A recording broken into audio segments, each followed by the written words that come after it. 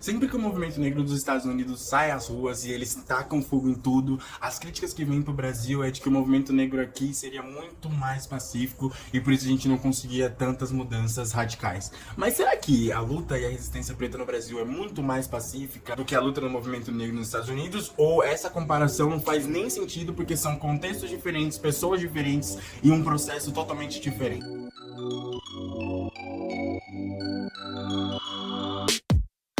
Sejam bem-vindos ao canal Revolta Popular, meu nome é Marcos Diniz. Primeiro eu queria agradecer a interação de todo mundo nos últimos vídeos, queria dizer que isso é fundamental para a continuação do nosso trabalho. Bom, no vídeo de hoje a gente vai falar sobre a história das revoltas pretas ou revoltas negras dentro do Brasil. E se você quer saber se o certo é negro ou preto, sempre que você tiver essa dúvida, será que eu chamo essa pessoa de negro ou preto? Tenta pensar um nome, aí a gente começa essa discussão. Para começar a história das revoltas e desses processos de resistência negra no Brasil, a gente vai ter que pensar nas fugas. Elas são o primeiro ato de resistência a esse processo de racismo de escravidão que estava acontecendo. Muitos dos nossos ancestrais se rebelavam antes de entrar nos navios, outros fugiam quando chegavam aqui no Brasil, e as fugas elas podiam ser sempre individuais ou coletivas. E aí a gente precisa lembrar que a fuga individual era muito mais difícil, porque é isso, né? É muito mais difícil você sobreviver literalmente sozinho. Quando os nossos ancestrais fugiam, geralmente ou em direção aos quilombos que estavam sendo formados, e já vou falar um pouco mais sobre os quilombos, ou eles fugiam em direção aos grandes centros metropolitanos, por exemplo, Salvador, e tentavam passar uma vida como se fossem pessoas pretas libertas. O que era muito difícil porque a fiscalização era difícil pra...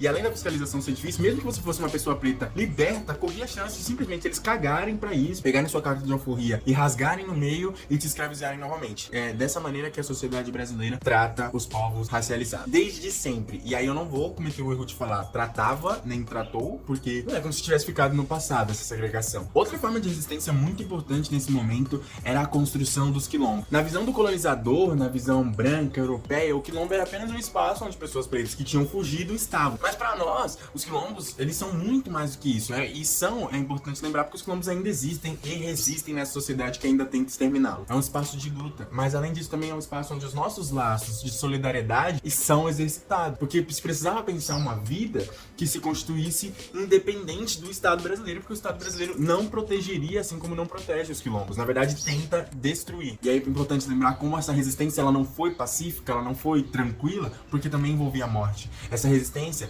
também envolvia violência. Outra parte que com certeza é muito importante para pensar a história de resistência no Brasil, eu tô falando principalmente dos terreiros de Umbanda e do Candomblé. A gente sabe que essas são religiões e tradições que historicamente criminalizadas no Brasil. Se a gente for pensar que as nossas famílias elas são historicamente desfiguradas e literalmente desfiguradas, porque misturavam povos de diversos lugares e afastavam das suas famílias, rebatizavam as pessoas para tirar essa identidade, quando chegava no terreiro, você conseguia, na figura do pai e da mãe de santo, exercitar os seus laços de família também. Então é toda uma relação afetiva e política. Por isso é muito importante você, pessoa branca, que cola na Umbanda, que cola no Candomblé, entender a quem você tá cultuando. E aí, sério, parem de tentar representar orixás como brancos. Parem que vocês estão passando vergonha. Além disso, a gente também protagonizou em vários momentos da história revoltas onde o povo preto se organizou e se armou para fazer revoltas contra a ordem imposta. Eu posso citar, por exemplo, a revolta do Engenho, a revolta de Búzios, a Revolução Pernambucana, a revolta dos Malês, Balaiada, Levantes dos Jangadeiros, até a revolta de Cantagalo. Mas será que isso só ficou no passado? A gente for pensar, por exemplo, nos dias de hoje, como que o movimento negro tem se organizado?